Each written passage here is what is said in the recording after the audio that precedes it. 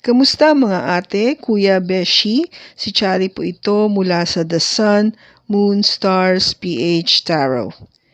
Ipapaalam ko lang po na ito po ay isang general read o pangkahalatang pagbabasa at maaring hindi lahat ay magtugma sa inyong sitwasyon. I-check din nyo ang inyong Moon, Rising at Venus sign. Baka doon mas tumugma ang read para sa inyo. At kung ang mensahe ay tama sa inyo, paki-like lang po at mag-subscribe kung hindi pa ninyo ito ginagawa. Okay, mag-umpisa na po tayo. Hello po mga ate, kuya, beshies. Kamusta na po kayo? Dito ulit ako si Chari para gumawa ng another reading. And this is for the sign of Capricorn, Sun, Moon, Rising, and Venus. And of course, welcome po yung mga cross-watchers ni Capi at yung mga bago po nating viewers. Tignan po natin ngayon kung ano po yung mensahe na gusto pong iparating sa inyo. Capi.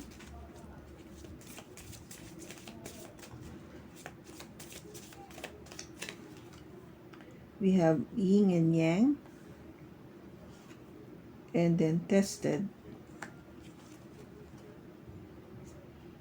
Okay, so Capi, yung yin and yang is symbol to ng twin flames, no? Yung, di ba, two opposite signs, no? If hindi ka familiar, ganun yung itsura niya. Yin and yang, parang black and white. Of course, ito yung, kung gaba parang, yung symbolism niya is yung pagsasama. Kung gaba, tignan mo, kung gaba sa isang cell, no? Ito yung pagsasama ng dalawang cell into one. Kaya yun yung parang symbolism ng yin and yang. Parang north and south, pero pinagsama mo siya, ganun. Now, itong tested is something to do with the strength and weakness are being parang chine-check ka o tinitignan kung gaano kalakas yung lakas mo o yung hina mo pagdating dito sa relationship. So, it's totally parehong yung opposite niya, no? Yung opposite na pakiramdam, yung lakas as against sa kahinaan, which is like the yin and the yang, di ba? Sabi ko north and south. Okay, so tingnan natin sa tarot kung ano yung makukuha natin na message.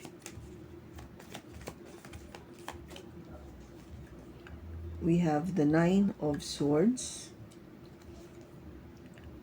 the 8 of Pentacles, the 9 of Cups,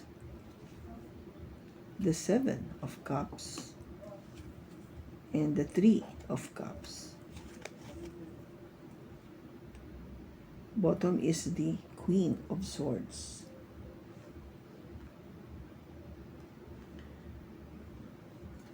Okay, Capi, yung Queen of Swords natin dito is all about being determined na malakas ka, no? You're strong, at ang pinapairal mo dito is your thinking, no? Yung pag-iisip, hindi yung emosyon, not the emotion.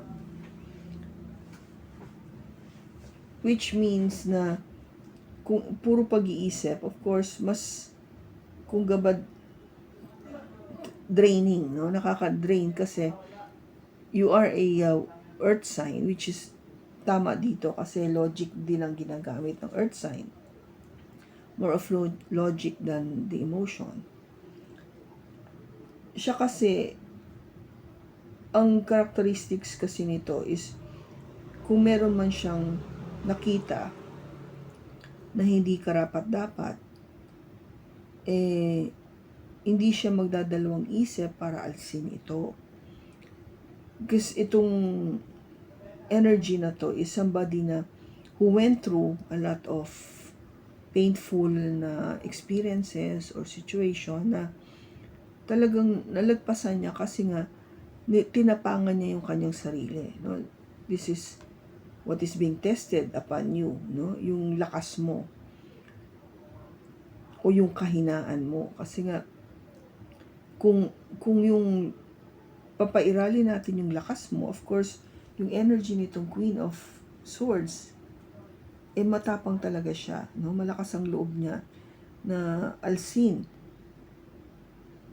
o mawala yung tao na o sitwasyon o pakiramdam or anything na talagang para sa kanya ay hindi nakakabuti para sa kanyang pagkatao. Kasi nga, yung sa isip niya, no, iniisip niya kasi yung kapakanan niya. Hindi yung nasaktan yung puso ko o na-frustrate ako o na karoon ako ng heartache, gano'n. Hindi yun eh. It's more of hindi ito mabuti para sa akin. Dapat alisin ko to. I-eliminate ko o mag-walk away, things like that, para hindi ako maapektuhan, no, kung ano man yung sitwasyon na yon. Having this kind of energy, of course, nakakaano siya eh. Nakaka-drain, di ba? Nakakapagod din naman. Nakakapagod na to be very over defensive sa mga bagay-bagay na dumadating sa buhay mo. Yes, we need to put action, sa nararamdaman natin. But you have to also see yung other side ba. Hindi lang puro sabihin natin puro logic. You have to view it also on the emotional side of the spectrum. Kaya kung gaba parang itignan mo mabuti. Kaya nga, I guess kung ba't binibigyan ka ng ganitong sitwasyon is, sabi nga dito, you're being tested, no? Tinitignan kung ano yung, hanggang saan yung lakas mo at hanggang saan yung kahinaan mo. Okay? Now, yung nagiging nakaraan mo kasi is, ikaw yung tao na madali ka mag-worry. You think a lot, no? Especially pagdating sa gabi, isip ka ng isip na paano na to, ano nang gagawin ko, ano nang susunod, ano nang plano, paano ko ika-counter to a point na nagde-develop ka na ng pag-aalala. Okay? Pag-aalala kasi kung gaba parang hindi pa nangyayari pero iniisip mo na, ina-anticipate mo na. And yung nagiging challenge kasi sa'yo is sobra ka kasi magtrabaho eh. You work so hard, Capricorn. May pagka-workaholic ka eh. And to a point na maybe sobra na. Maybe because you really wanted to achieve so much sa ginagawa mo, sa career mo, o yung future, itong nangyayari ngayon sa buhay mo, na minsan you over exhaust yourself, no? Over na sobrang pinapapagod mo yung sarili mo. Dahil trabaho ka ng trabaho. Wherein dapat, ang ginagawa mo rin to counterbalance everything, is to enjoy yourself, to indulge, to make yourself happy. And this is the 9 of Cups, no? Parang to give yourself a break. Kung whatever you are parang enjoying in life o gusto mo ma-enjoy in life, gawin mo. No? Huwag mong pigilan yung sarili mo na hindi enjoyin yung pinaghirapan mo kasi you work very hard. No? Trabaho ka ng trabaho. And this is something to do with the yin and yang. Sabi ko, di ba, it is to do with balance. Pinapakita kasi sa iyo dito yung opposites, no? The north and the south. And, strength and weaknesses, mga ganun. Happy and sad. So, para makita mo, and you would realize na you need balance in your life. Kailangan balanse ka. Para hindi ka nag-worry. Hindi ka na-stress. Kasi you get yourself stress, ini-stress mo talaga yung sarili mo eh. Kaya nga, dahil nga trabaho ka na trabaho, dapat alam mo maging masaya din o mag-relax. Now, pag-relax kasi there's so many things that you can do. No? Hindi lang isa o dalawa, but whatever you like. You're given this opportunity to choose. Pili ka, ano bang gusto mo? Mag-travel? No?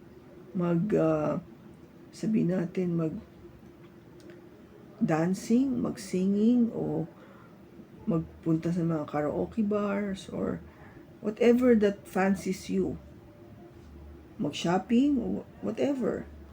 You are given the choice. Pili ka. Ano gusto mong gawin? You're given the freedom to choose whatever you want. So you could, have this balance, this kung feeling of happiness and fulfillment in your life. And of course, the advice or the magiging outcome kasi if you happen to balance yourself is enjoyment. Magkakaroon ka ng enjoyment with friends or with your person. Kasi this is a celebration with the Three of Cups. No? Talagang, sige, party.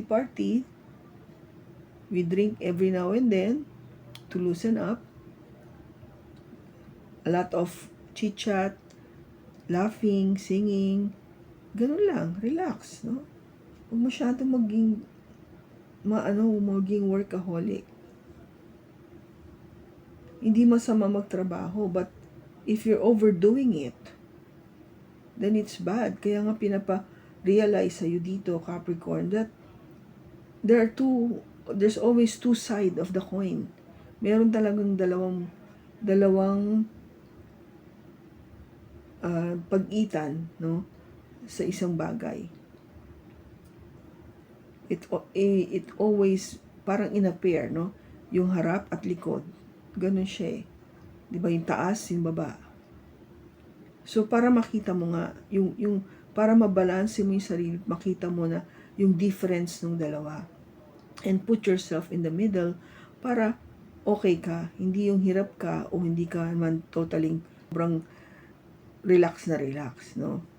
Hindi ganun. But you being Capricorn, alam naman natin na work is always on your mind, no? Ito, very very clear.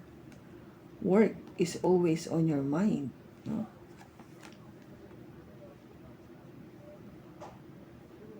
Ang ano lang dito, ang sinasabi dito is just chill out. Have time for yourself. Yun. That's the message, okay? And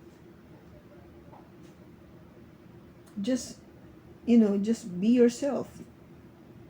Hindi mo kailangan na kung ano pa yung gawin mo. Just whatever you wanted na ma-achieve, just be yourself. Okay, so tingnan natin kung ano pa yung message para sa'yo.